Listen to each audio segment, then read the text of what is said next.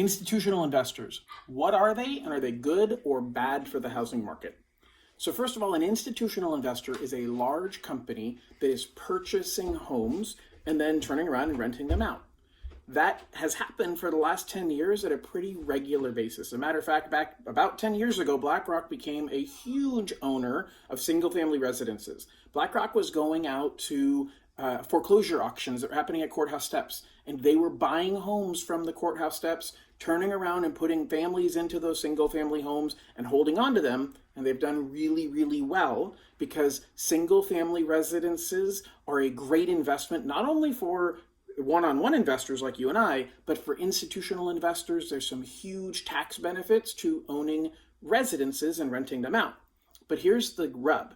The rub is, I just read an article this week that builders are selling in bulk to institutional investors because they're afraid that the consumers, the regular home buyers, aren't going to be able to afford to buy their house once it's done being built because of the significant rise in interest rates recently.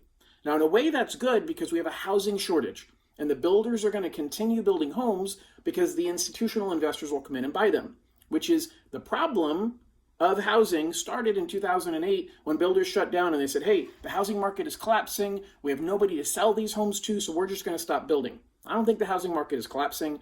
We definitely have a shortage in housing, which is going to keep housing prices up. And builders are going to keep building because whether it's individual home buyers who are buying those homes or institutional investors buying them in bulk, there's an appetite to buy these homes because these institutional investors will turn around and rent them out. There is a huge shortage in rental units in most markets as well. So the institutional investor is saying, hey, I can buy these now. I can rent them out. Rents are continuing to go up significantly, so I can make great money in rents. I can have a great tax write-off. And as the prices continue going up, I can sell them down the road for a significant profit.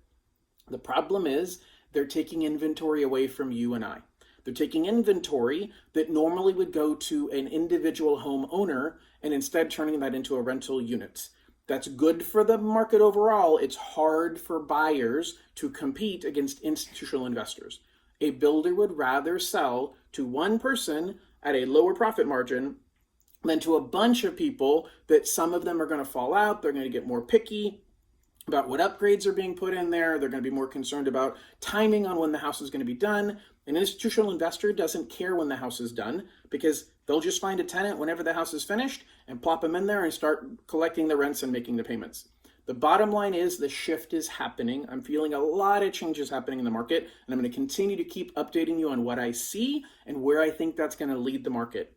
Right now, this one's hard to call because I think it's a good thing for the market overall, but it's going to make it even tougher for buyers that are looking to buy because there's less inventory for them to buy. We'll see where this goes. Continue to watch my videos every week. Like my channel and share the videos. Like the video down below and comment if you have any questions or what are your thoughts about whether an institutional investor is good for the housing market or not. I'd love to hear from you. Thanks and have an amazing day. Bye-bye.